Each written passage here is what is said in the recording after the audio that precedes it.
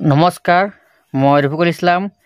আজি তোমালোকৰ আগত ইংৰাজী গ্ৰামাৰ বিষয়ে আলোচনা কৰিম আৰু ইয়াত আলোচনা কৰিম যে এম, ইজ আৰু আৰ এই তিনিটা অক্সিলাৰী ভাৰ্বৰ বিষয়ে আলোচনা কৰিম। যে ইয়াত চোৱা, এই তিনিওটাৰ অৰ্থ যিটো হয় এইটো হ'ল হয়, বুজি পাইছা?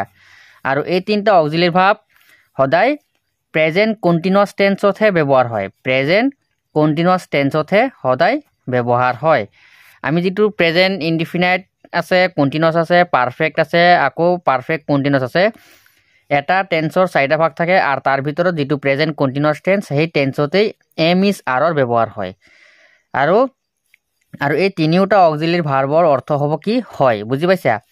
এতিয়া আমি যদি তিনিওটা অক্সিলাৰী ভাৰ্বৰ অৰ্থ যদি হয় তেতিয়াহ'লে আমি এম ক'ত ব্যৱহাৰ কৰিম, ইজ ক'ত ব্যৱহাৰ কৰিম আৰু আৰ ক'ত ব্যৱহাৰ কৰিম, এই বিষয়ে আজি আলোচনা কৰিম। ইয়াত চোৱা, আয়ৰ লগত সদায় কি হ'ব? এম ব্যৱহাৰ হ'ব, বুজি পাইছা? আৰু ইজ সদায়, যিটো ইজ আছে, ইজ সদায় ক'ত ব্যৱহাৰ হ'ব? থাৰ্ড পাৰ্চন ছিংগুলাৰ নাম্বাৰৰ লগত ব্যৱহাৰ হ'ব। থাৰ্ড পাৰ্চন ছিংগুলাৰ নাম্বাৰৰ লগতহে ব্যৱহাৰ হ'ব, বুজি পাইছা? ইজ সদায় থাৰ্ড পাৰ্চন ছিংগুলাৰ নাম্বাৰৰ লগত ব্যৱহাৰ হ'ব। আৰু আৰ সদায় প্লুৰেল নাম্বাৰৰ লগত ব্যৱহাৰ হ'ব। আৰ সদায় প্লুৰেল নাম্বাৰৰ লগত ব্যৱহাৰ হ'ব। ইয়াত চোৱা, আমি যিটো এম ইজ আৰ যিটো অক্সিলাৰী ভাৰ্ব পাইছিলোঁ, এই অক্সিলাৰী ভাৰ্বকেইটা ক'ত ব্যৱহাৰ হ'ব? এই এম হ'ব সদায় আয়ৰ লগত, এম ক'ত ব্যৱহাৰ হ'ব? সদায় আয়ৰ লগত। এতিয়া কেতিয়া চাবা যে আয়ৰ লগত আৰু বহুতো অক্সিলাৰী ভাৰ্ব ব্যৱহাৰ হয়, কিন্তু এম এইটো কণ্টিনিউৱাছ টেন্স হ'বহে লাগিব, তেতিয়াহে এমটো আয়ৰ লগত ব্যৱহাৰ হ'ব। নহ'লে কেতিয়াবা চাবা আয়ৰ লগত ৱাজো আছে, হেভ আছে, কিবা কিবি আছে, কিন্তু সেইবিলাক কিন্তু আকৌ কণ্টিনিউৱাছ নহ'ব পাৰে। কণ্টিনিউৱাছ হ'লেহে আয়ৰ লগত এম ব্যৱহাৰ হ'ব, আয়ৰ লগত ইজ বা আৰ ব্যৱহাৰ নহয়, বুজি পাইছা? এতিয়া মই কিছুমান উদাহৰণ দি দেখুৱাই দিছোঁ, চোৱাচোন। ইয়াত চোৱা, যেনেকুৱা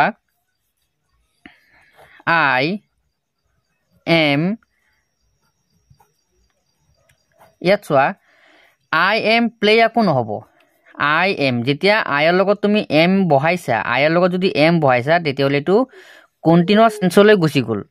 আয়ৰ লগত এম বহোৱাৰ লগে লগে এইটো কণ্টিনিউৱাছ টেন্সত গুচি যাব।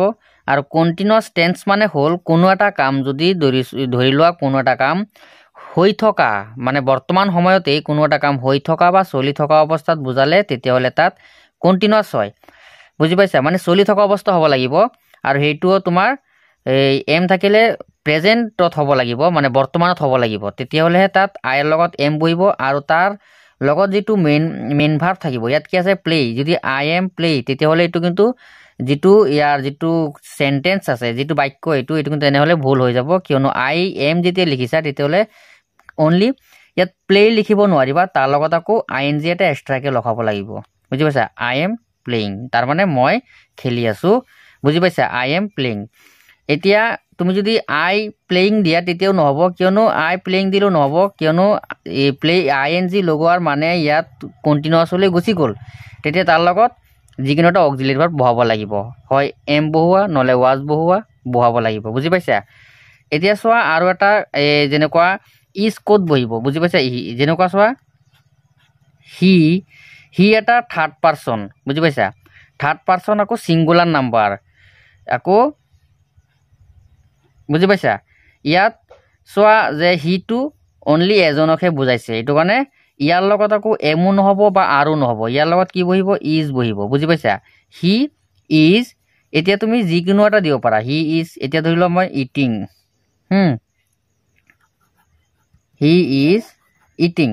আকৌ চোৱা, ইয়াত ইটটোহে মেইন ভাৰ্ব, তাৰ লগত INGটো লগাই মানে কণ্টিনিউৱাছ কৰা হৈছে, মানে ইয়াত কণ্টিনিউৱাছ হৈ আছে যেতিয়া, এইটো কাৰণে ইয়াৰ লগত ING এটা লগাই পেলাই কিন্তু INGৰ কোনো অৰ্থ নহয়। কিন্তু আকৌ ইয়াত যে ING লগাইছে, চাবা কোনো ভাৰ্বৰ লগত, বহুতো ভাৰ্বৰ লগত যে আইএনজিটো লগোৱা থাকে তেতিয়াহ'লে ইয়াৰ কোনো অৰ্থ নাথাকে কিন্তু এইটো কণ্টিনিউছলৈ নিবলৈ হ'লেহে আইএনজিটো লগায় বুজি পাইছা এতিয়া যেনেকুৱা ইয়াত চোৱা প্লে যে লিখিলোঁ প্লে মানে খেলা তাৰ লগত আইএনজি লগাই দিলোঁ প্লেয়িং ইয়াত যে চোৱা ইট যে লিখিলোঁ EAT ইট ইয়ালৈকে এটা মেইন ভাৰ্ব বুজি পাইছা কিন্তু তাৰ লগত আইএনজিটো লগাই ইয়াকো কণ্টিনিউছ কৰা হৈছে বুজি পাইছা যেনেকুৱা মই আৰু এটা উদাহৰণ দিছোঁ যেনেকুৱা চোৱা ইয়াত চোৱা যে THEY ডে ইয়াত চোৱা ডেটো কি হ'ল প্লুৰেল নাম্বাৰ তাৰমানে বহু বচন মানে বেছি বুজাইছে ডে মানে সিহঁত বুজি পাইছা তেতিয়াহ'লে ডেৰ লগত ইজো নহ'ব বা আৰু এই এমো নহ'ব কিয়নো ডেটো হ'ল প্লুৰেল নাম্বাৰ এইটো তাৰ লগত আৰ বহিব বুজি পাইছা দে আৰ দে ইজো নহয় দে এমো নহ'ব দে আৰ বুজি পাইছা এতিয়া তাৰ লগত তুমি যিকোনো এটা মেইন ভাৰ্ব ইয়াত বহাই দিয়া যেনেকুৱা মই প্ৰথমত বহাইছোঁ প্লেয়িং তাৰপিছত চোৱা ইটিং বুজি পাইছা যেনেকুৱা ইয়াত তুমি চোৱা ইয়াত যে তুমি যদি এতিয়া প্লেয়িঙো লিখিব পাৰা ইটিং লিখিব পাৰা বা ইয়াত তুমি যদি লিখা যে